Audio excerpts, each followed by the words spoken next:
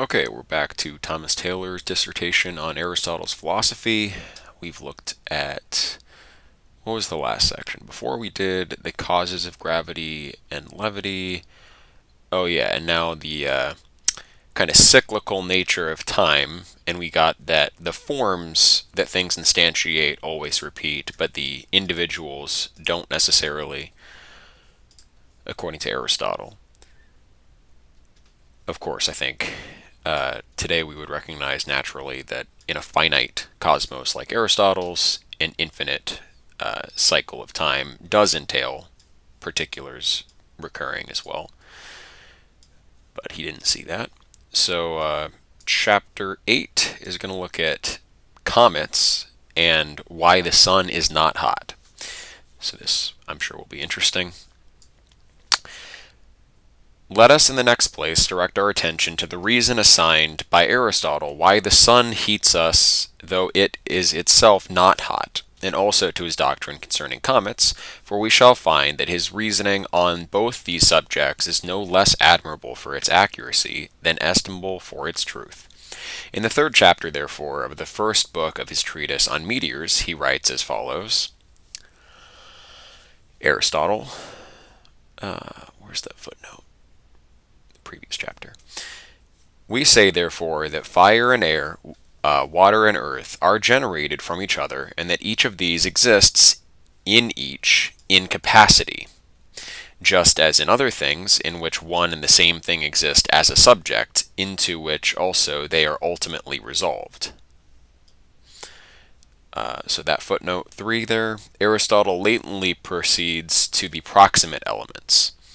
For having said that these four elements change into each other, the mutation being effected according to that which is in capacity in each, he obscurely signifies the semi-generic elements.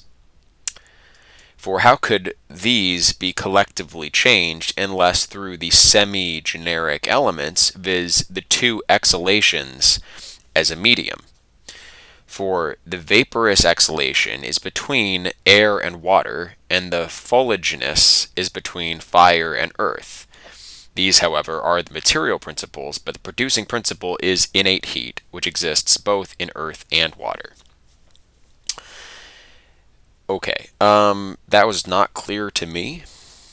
In fact, is he talking about by semi-generic air and water? Because we said before that the primordial elements are fire and earth, and then the intermediaries.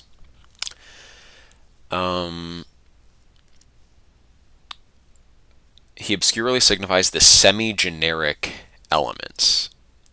For how could these be collectively changed unless through the semi-generic elements, viz. The two exhalations as a medium?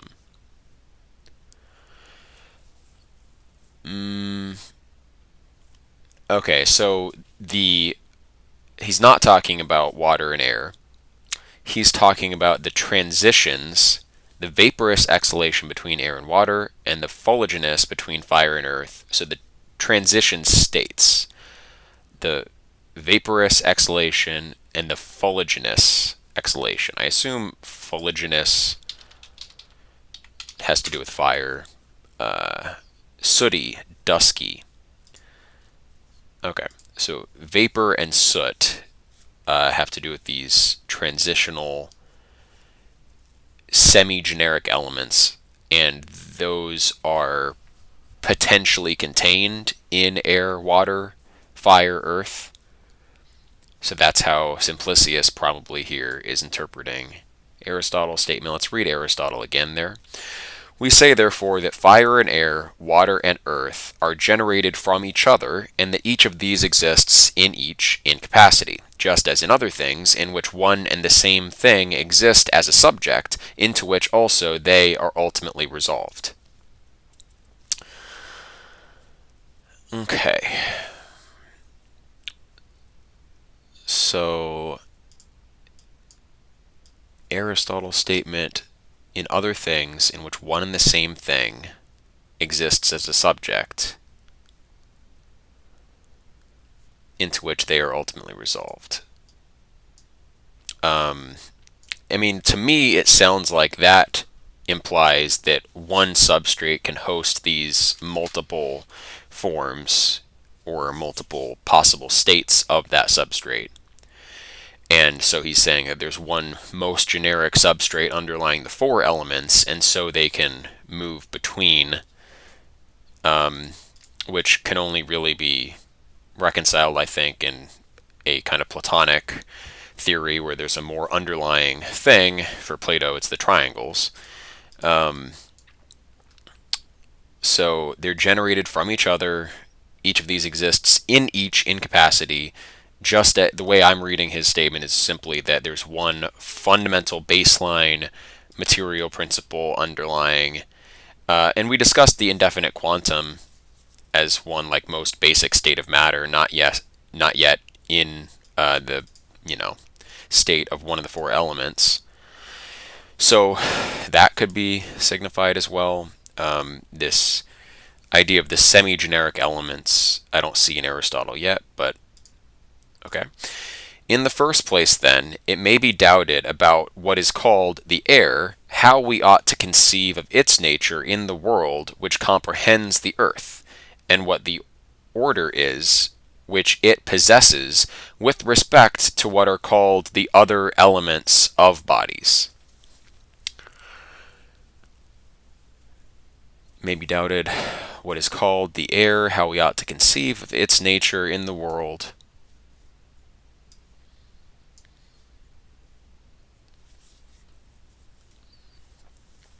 which comprehends the earth, and what the order is which it possesses with respect to what are called the other elemental bodies.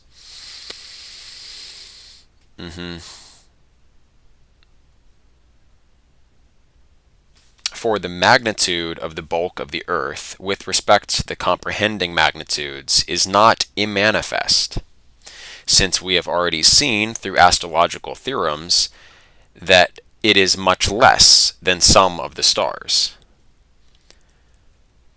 Okay. By footnote 4, by what is called air, Aristotle means the whole of the interval which extends from the earth as far as to the last of the stars. Olympiodorus adds, but why does he denominate this interval air, and why that which is so the text is kind of obscure.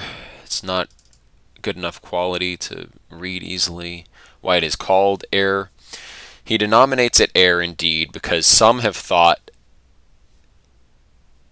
that the inflammable matter at the summit of the air is being invisible, as being invisible is air.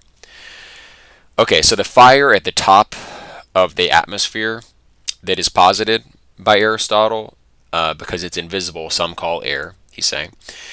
But he denominates it that which is called, because in reality the inflammable matter is not air, but another element. If, however, we admit that the inflammable matter is air, we shall subvert the existence of the most beautiful of the elements, fire, which is of a vivific nature. Okay, so we shouldn't call that air, we should call it fire. Olympiodorus adds that formerly the discussion of the heavens, astronomy and astrology were considered as one science. The first of these, indeed, treating the essence of the stars, the second, the motion of them, and the third, their effects. Aristotle, therefore, called astronomy astrology, but Plato in the Timaeus calls physiology astronomy. Okay, so let's look at Aristotle's statement there for that which is called air. In the first place, then, it may be doubted about what is called the air, how we ought to conceive of its nature in the world which comprehends the earth, and what the order is which it possesses with respect to what are called the other elemental bodies. So some people might call everything above the earth simply air. So we have to look at this division, the most basic, like earth, and then everything above earth, and then how air, so-called, interacts with the other elements or is related to the other elements. For the magnitude of the bulk of the earth with respect to the comprehending magnitudes is not immanifest, so we see the relative magnitude of the Earth and the heavenly bodies. We've already seen through astrological theorems that it is much less than some of the stars. So I guess the question is, why is the Earth so much smaller than the rest of the cosmos there? But neither do we see the nature of water collected and separated, nor does it happen that it is separated from that body which is established above the earth.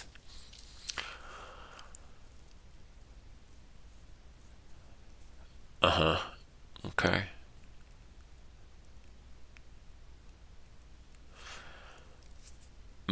Such as from the sea and rivers which are apparent, or from anything which may be unapparent to us in the depths of the earth.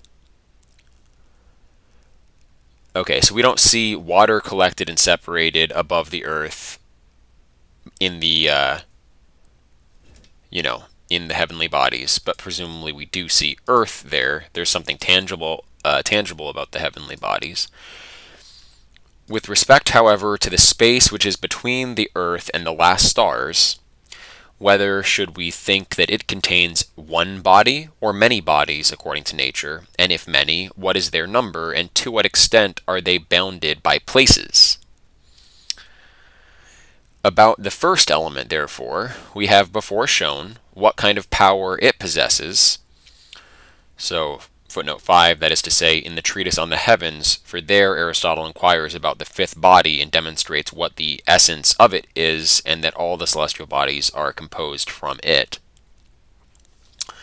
So he calls that the first element, the ether, what kind of power it possesses, and that the whole world which subsists about the upward lations is full of that body. And not only we have this opinion, but it appears to be an ancient doctrine, and to have been entertained by men prior to the present time. For what is called ether has received an ancient appellation, by which Anaxagoras appears to me to signify that he thought it to be the same with fire. For the upward places are full of fire, and he conceived that the power which is there should be called fire, in this indeed thinking rightly. For they appear to have thought that the body which is always running is naturally something divine, and they determined to denominate such a body ether, as not being the same with any one of the bodies which are with us, since we should not say that the same opinions have once or twice or rarely been circulated among men, but that this has taken place infinitely. So that is a entailment of his idea of infinite time. All ideas have recurred. Maybe not the individuals for him, but the concepts that we're talking about, of course, will have reoccurred. Those, however, who say that the nature which surrounds us, and not only the revolving bodies, is pure fire, but that the space between the earth and the stars is air. Okay, the nature which surrounds us is pure fire, but that the space between the earth and the stars is air. Okay, so earth and then air and then fire, which is the substance of the bodies. These, if they had sufficiently surveyed through the mathematical sciences what is now shown, would perhaps have been liberated from this puerile opinion. For it is very simple to think that each of the revolving bodies is small in magnitude, because it appears so to us surveying it from hence. We have before observed, however, in the theorems about the upper place, and we shall now repeat the same argument, that if the intervals are full of fire, and the celestial bodies are composed from fire, each of the other elements would long ago have been annihilated. Okay. Because the circulation would cease, because all fire would just go to its proper place up there, I guess. Nor are they alone filled with air, for the air would much exceed the equality of the common analogy which it has with its coordinate bodies. And this would also be the case, though the place between the earth and the air were filled with two of the elements. For the bulk of the earth, in which all the multitude of water is contained, is, as I may say, no portion of the universe if compared with the magnitude of that which surrounds us. Okay, But we do not see that an excess of bulk is produced in so great a magnitude when from water being secreted, air is generated, or fire from air. Okay, so we need to have a cosmology, an account of the elements that has them in a due proportion. One can't be overwhelmingly predominant. It is necessary, however, that the whole of water should have the same ratio to the whole of air, which a small portion of water has to the air produced from it. Right, okay. So we see when water evaporates, a certain quantity of air is produced. So the overall amount of water should have that same ratio to the overall amount of air. But it makes no difference if it should be said that these are not generated from each other, and yet that they have equal powers. For after this manner it is necessary that equality of power should be inherent in their magnitudes, just as if they were generated from each other. Okay, so saying they're equal versus generated from each other amounts to the same thing. The relative magnitudes, the relative quantities, need to be preserved.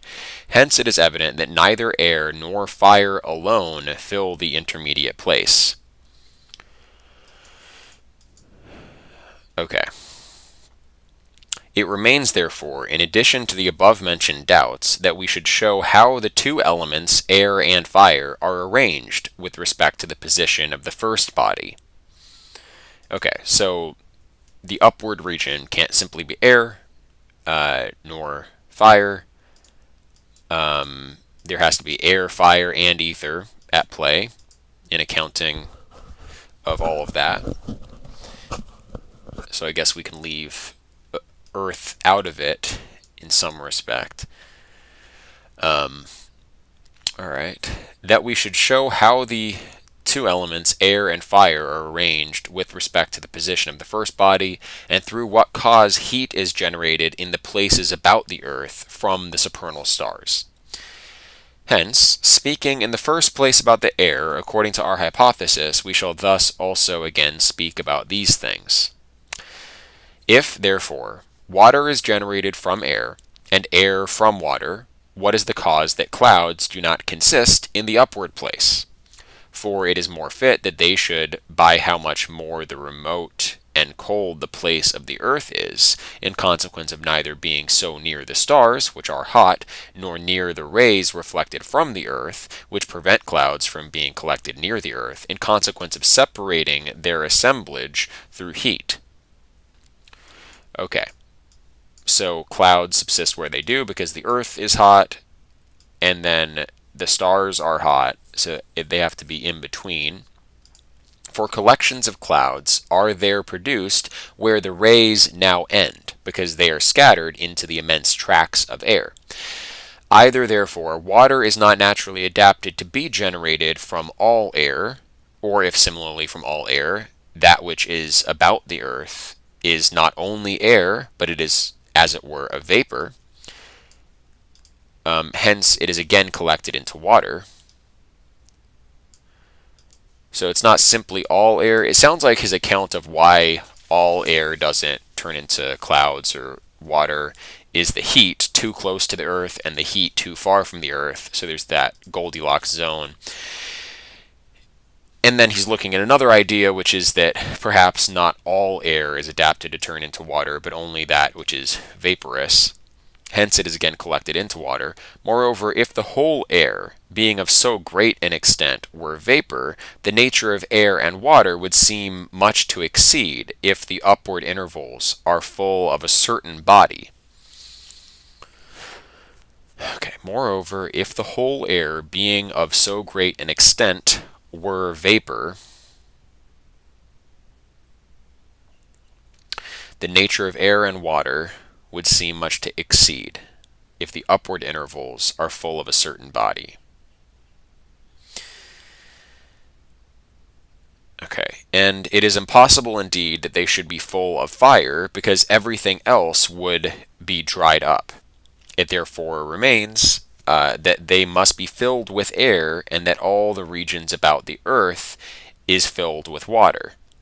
for vapor is a separation of water. After about these things, therefore, let it be doubted after this manner. Okay.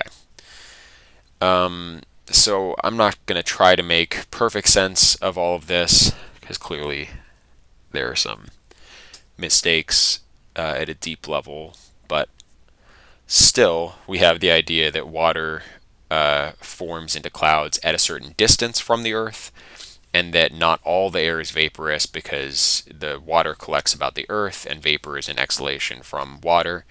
So the water is closer to the Earth, but it can't be too close to form clouds. The clouds settle where it's cold.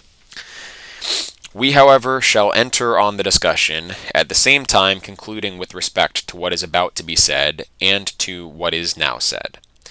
For that which is upward extends as far as to the moon. For that which is upward and extends as far as to the moon is, we say, a body different from fire and air. Okay, so in this upward region, however, one thing is more pure, but another less genuine. They also have their differences, and especially the part of this region which ends in the air, and the world about the earth. But the first element being moved in a circle, and the bodies which it contains... Oh, okay, so he's saying above the moon, it's all ether. That's all he's saying. So, from the outer limit down to the moon, that's ether. And then, in this upward region, however, that the ethereal region, one thing is more pure, another less genuine. They also have their differences, and especially that part of this region which ends in the air and the world about the earth. So the closer you get to the sublunar sphere, the more we see these differences of purity and genuineness in the ether. So we'll see what he's talking about there. But the first element being moved in a circle, and the bodies which it contains, that which is proximate of the downward world and body, being separated by motion, is always inflamed and produces heat.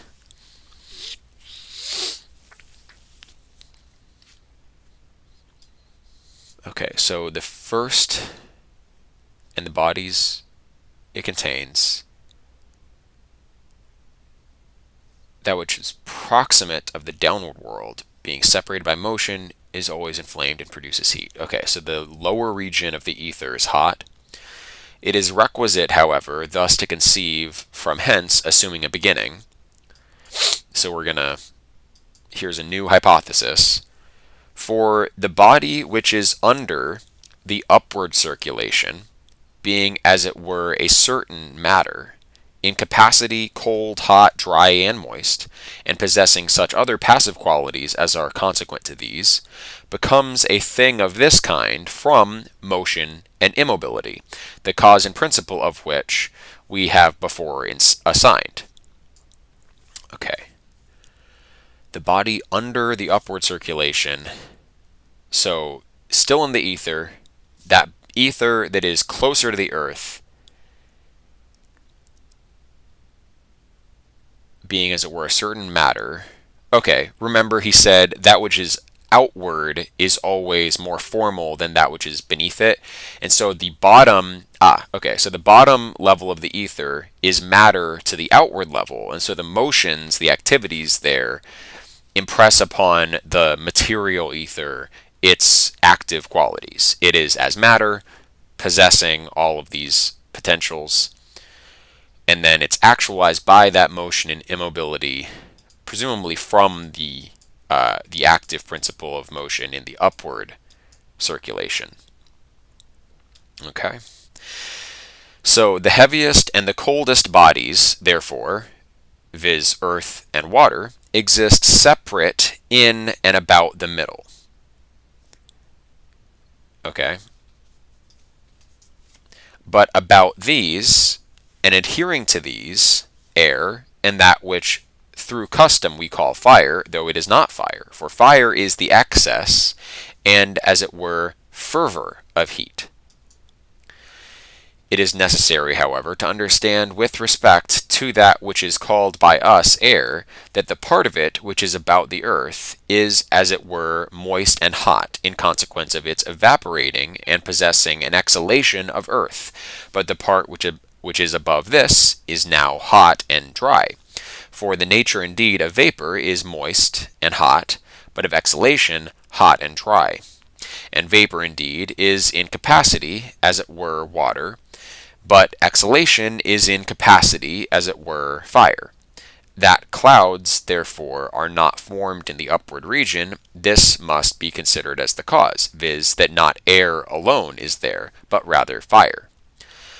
Nothing, however, hinders but that clouds may be prevented from being formed in the upper region on account of the motion in a circle, because that causes the heat to manifest in the lower ether, I guess. For it is necessary that all the air should flow circularly with which is not received within the bounding circumference, which causes the whole earth to be spherical. I'll read that again. For it is necessary that all the air should flow circularly, which is not received within the bounding circumference,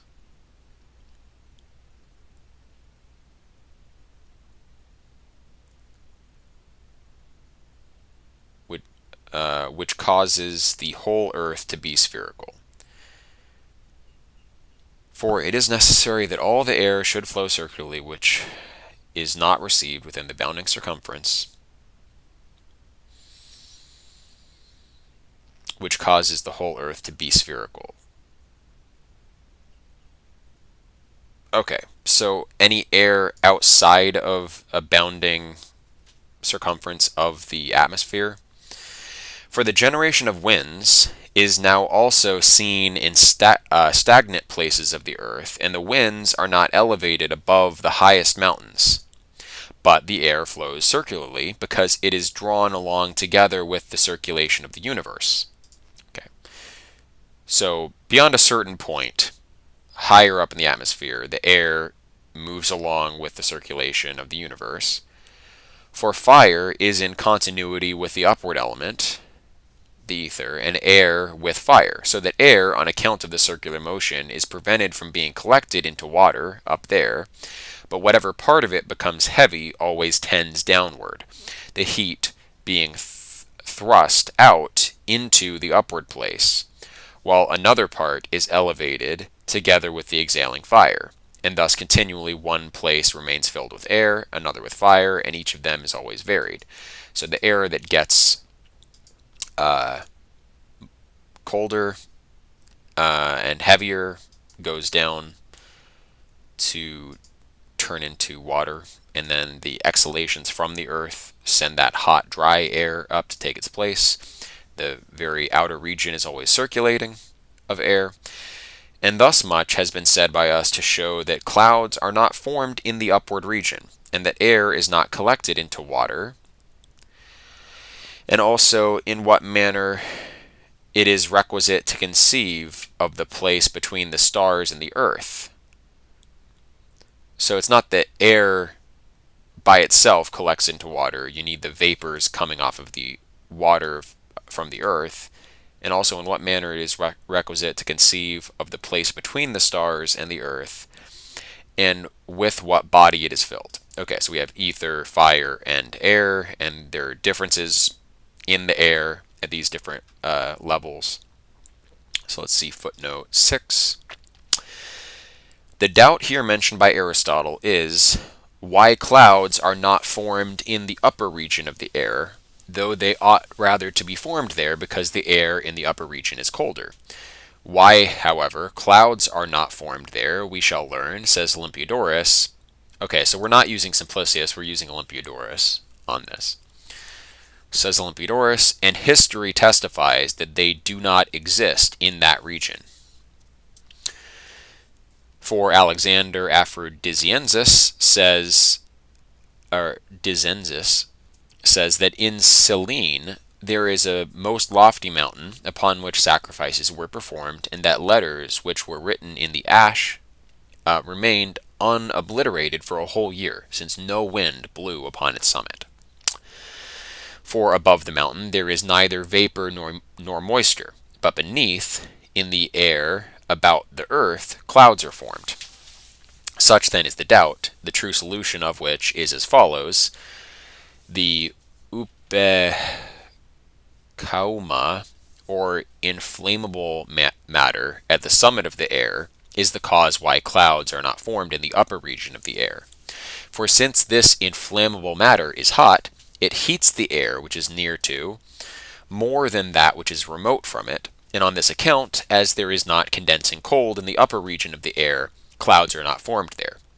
Someone, however, may perhaps doubt why, on the contrary, the air which surrounds the earth is hotter on account of the friction of the solar rays. But there is much cold on the loftiest mountains, so that the air in the upper region is cold in the extreme. What then shall we say? So one objection: if the highest part of the air is hotter, why are the tops of mountains cold? So why is that the case? That the air which surrounds the earth, on account of the friction from the solar rays, is vehemently hot. Okay? And with a heat which is rather caustic than vivid. So it's not a life-giving heat, but a caustic destructive heat. But the air in the upper region is rather hot with vivific heat. So, all right. So the caustic heat versus vivific heat needs to be explained. So the air surrounding the Earth is hot with caustic heat. Upper region air is hot with vivific heat. He also adduces another cause through which clouds are not formed in the upper region of the air, viz. That vapor, on account of its gravity, not being able to reach thither, falls to the earth. Since, therefore, neither the material cause, viz. An aqueous essence, nor the producing cause, viz. Cold, is in the upper region of the air, hence clouds are not formed in that region. Aristotle also mentions, so the explanation of why the tops of mountains are cold, you have the caustic versus vivific heat, which implies that I guess the vivific heat feels cold or something. Aristotle also mentions another cause of this, viz. That the air in the upper region is in a perpetual flux and is moved in conjunction with the motion of the universe, for a cloud requires rest in order that concretion may take place. Hence, since the air in the upper region, you'd think the explanation of the tops of the mountains being cold is that it's not high enough to be heated by the upper inflammable matter, and it's not low enough to be heated from the earth, the exhalations from the earth, so that's the coldest place right in the middle, same place where the clouds form. But alright, hence since the air in the upper region is moved in a circle, neither are winds produced in it, for their motion, which is oblique, is destroyed by the circular motion of the universe. For the motion in a circle is not the cause of the motion of the winds, since if they were moved in a circle, all of them would be eastern. Right? But the motion of all of them is oblique, except the motion of the east wind, for this tends from the east to the west. Perhaps, however, Olympiodorus adds, someone may doubt why the air which surrounds the earth does not revolve in conjunction with the universe. The answer is that it is prevented from being moved in this manner by the caverns and cavities of the earth. In short, clouds are not generated either in the upper region of the air or in the downward part of the air which surrounds the earth. They are not generated in the former because the producing and material cause, viz. Vapor and cold, are not present, but the motion in that region is always most vehement, and they are not generated in the latter because cold, which is the producing cause, is not present, for there is abundant heat in the region which immediately surrounds the earth, in consequence of the conflux in that place of the solar rays. Okay, so So the air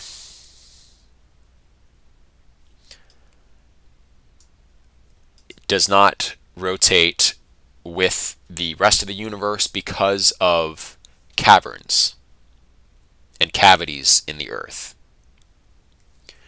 Interesting. So it's like Plato's giant planet theory. I think Proclus took that literal too. So Olympiodorus probably took the giant earth myth from the Gorgias literally, and then attributes that to Aristotle, trying to reconcile Plato and Aristotle. Huh. Okay.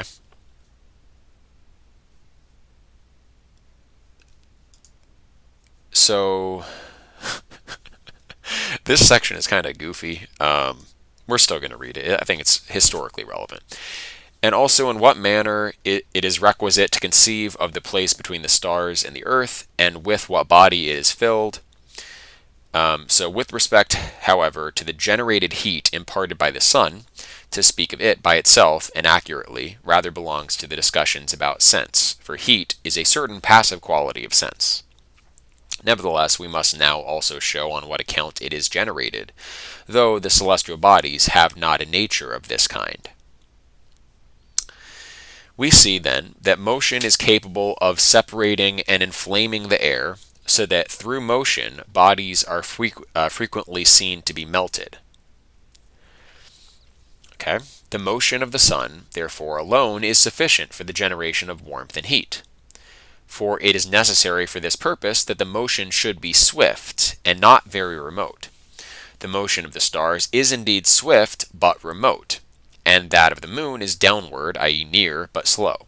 The motion of the sun, however, possesses both these requisites sufficiently. So the sun imparts heat because it is fast enough and close enough to the earth, so that friction affects us.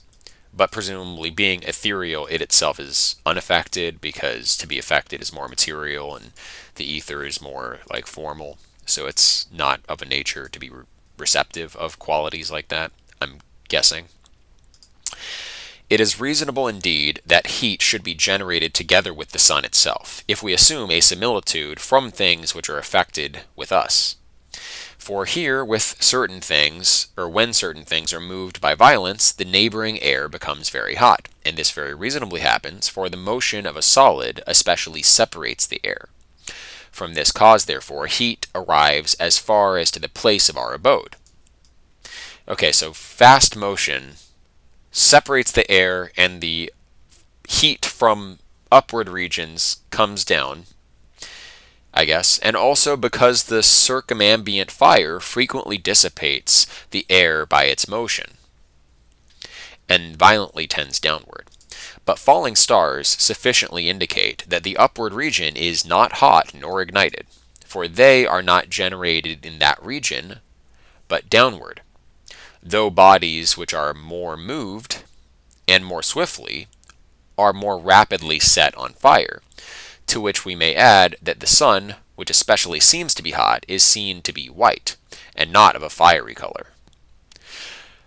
Yeah, this is very goofy. Alright. Footnote 7. Aristotle now assigns the cause why the sun, not being hot, heats us. And he might indeed, says Olympiodorus, have solved the doubt by saying that there is no absurdity that what is not hot should heat. For everything which is hot heats, but not everything which heats is hot. Thus motion, which is not itself hot, heats, according to Plato, figures heat. And according to Plato, figures heat, not being hot themselves. Yeah, Plato accounts for heat by the sharpness of the triangles in the tetrahedron. So the angles are not themselves hot. Heat is an emergent property of many triangles. For in the Timaeus he says that fire heats in consequence of the invisible figures from which it is composed being pyramidal, since these, in consequence of terminating in a sharp point, are capable of dividing with facility. Hence he thought that these pyramids burn from the facility with which they divide. Aristotle, then, might in this way have solved the doubt, which, however, he does not, but omitting this solution, investigates what causes the celestial bodies to heat us. He says, therefore, that the inflammable matter at the summit of the air and the upward region of the air itself, being moved together with the heavenly bodies, are heated and afterwards heat us. Okay. So the inflammable matter and the upward region of the air are heated, but not the bodies themselves. But that the upper region of the air is moved in conjunction with the universe is evident from the comets rising together with the planets themselves. Okay. So is Aristotle's doctrine that comets originate from the atmosphere rather than outer space? Let's ask, I feel like ChatGPT will get this one right, and I just want the clarification. Where does Aristotle say comets come from?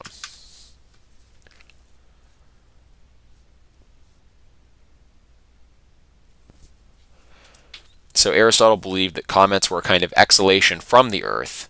He thought that comets occurred when a dry exhalation from the Earth reached the upper atmosphere and ignited due to its interaction with the fiery element present there. According to Aristotle, this exhalation would rise into the region of the heavens, and if it did not completely dissipate, it would form a comet. In his model, comets were seen as sublunary phenomena, meaning they occurred below the sphere of the moon in the same region as weather events. Okay, so that's consistent with what Olympiodorus is here saying. We didn't really see Aristotle explicate that view yet, but okay. So, but that the upper region of the air is moved in conjunction with the universe is evident from comets rising together with the planets themselves. So the comet phenomenon is related to the movements in the planets because of the movement of the air. So if comets are a phenomenon coming from the upper region of the air, exhalations from the Earth interacting with the upper region of air, and the motion of the air influences the formation of comets, then comets coinciding with the movement of certain planets shows that the movement of the upper region of the air is correlated with the celestial motions. Which, okay, so they would notice that meteor showers come during certain periods, like the torrid meteor stream, of course, and so that's why this seems to make sense to them. If, however, someone should say that comets have an alternate change, we reply that this arises from the upper region of the air not being entirely able to follow the universe. So why are comets also erratic? Why do they seem to move in different directions? And if a comet at one time appears smaller and another larger, this happens from the adjacent matter feeding the previously inflamed air. But the same comet at one time becomes more southern and at another more northern. If, however, this is the case, and the upper region, actually, is he treating comets as different from meteors, or are they just one and the same? We're looking at comets. I kind of got confused thinking of meteors. But okay, they don't move with the planetary body. Their movements are correlated with the movements of the planets, but they seem to move somewhat, sometimes more southern, sometimes more northern. If, however, this is the case, and the upper region of the air is moved in conjunction with the motion of the universe, why do not all the spheres heat us, but alone the sphere of the sun? To this we reply that all the spheres indeed heat us, but that of the sun more than the rest, because it is moved commensurately and rapidly, and the sun is at a commensurate distance from us.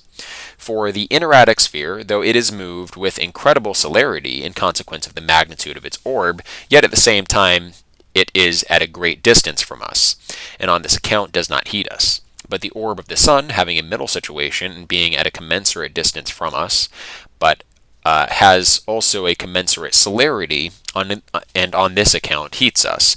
Perhaps, however, it may be doubted why that which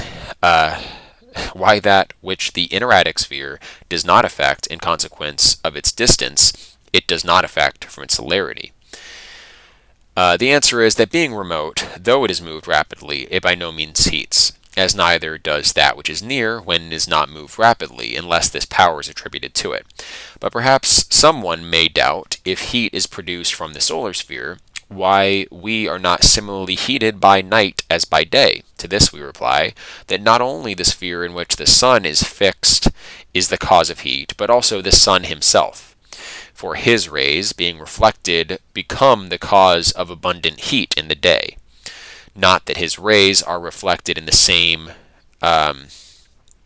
way someone may fancy, for how can they be reflected in reality, since they are in themselves incorporeal?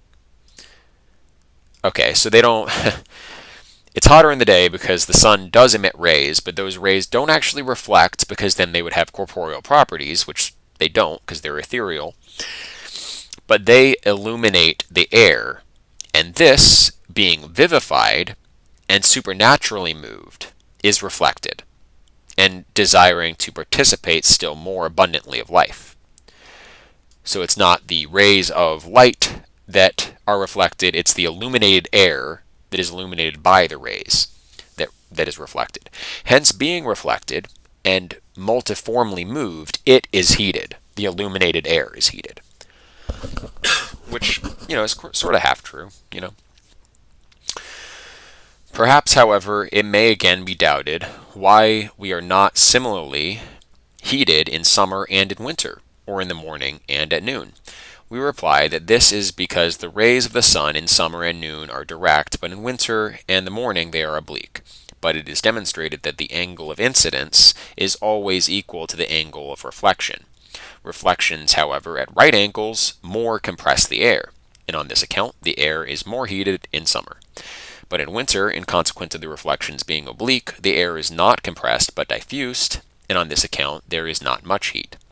Two causes, therefore, have been assigned of heat, and now it remains to assign a third cause, which is the inflammable matter at the summit of the air, for by violence a part of it sparkles and tends downward.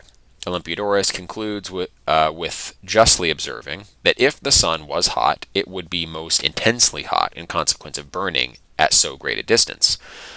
But if this were the case, it ought to be as red as a burning coal, for that which is vehemently caustic has the appearance of a burning coal. Not indeed that everything which has this appearance is caustic, for the moon has the appearance of a red-hot coal, and yet is not caustic. For everything which is caustic has this appearance, for in the fire a red-hot coal is more caustic than a coal which is hot but not red. All right. Okay, so we know that the sun is not hot because it's not red. These things being discussed, let us show through what cause burning flames, falling stars, and what are called by some torches and goats are seen about the heaven. For all these are the same thing and originate from the same cause, but they differ in the more and the less. So burning flames, falling stars, and then torches and goats.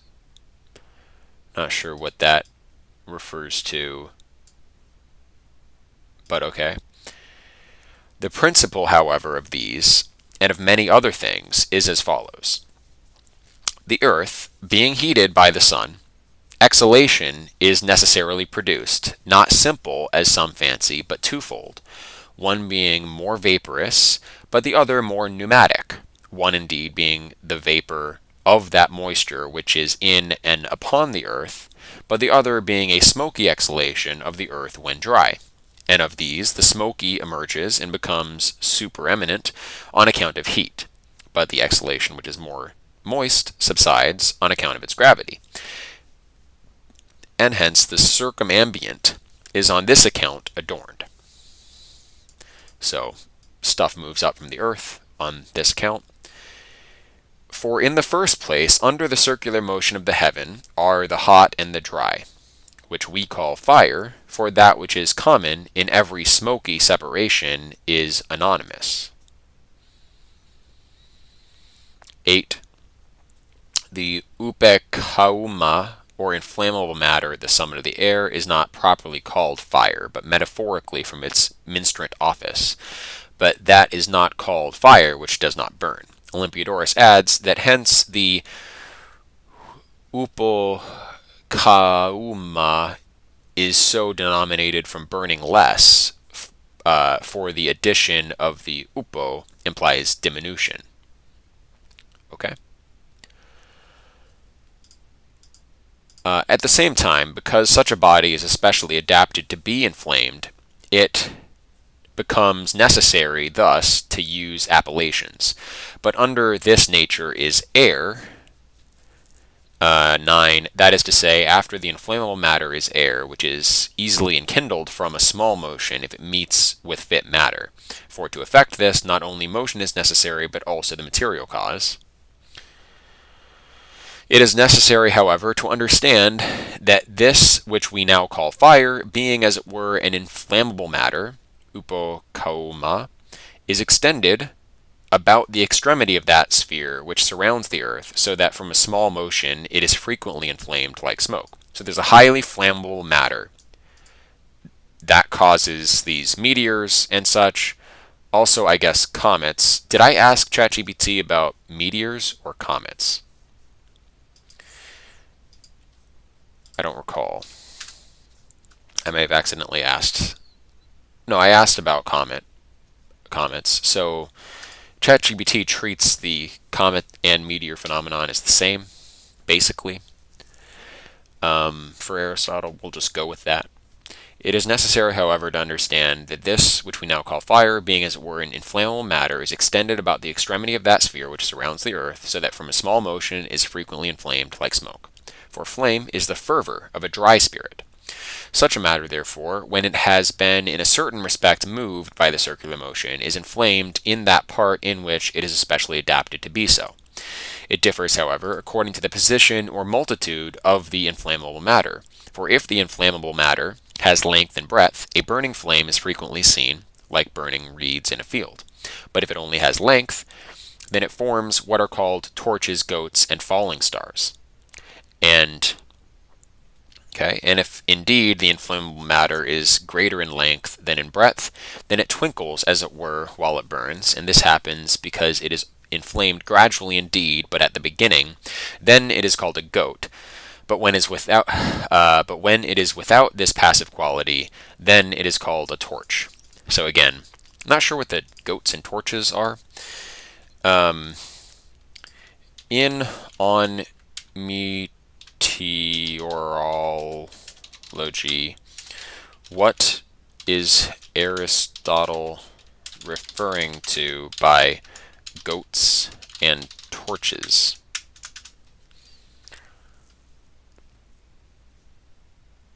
They're now recognized as optical effects associated with halos around the sun or moon. Aristotle uses this phrase to describe particular appearances of light and color in the sky that resemble the shapes of animals like goats and objects like torches. So the halos around the sun or moon, I guess, is what he's talking about.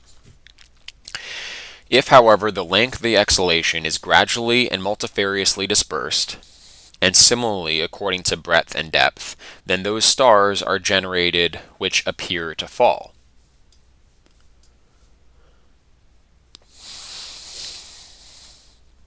Okay.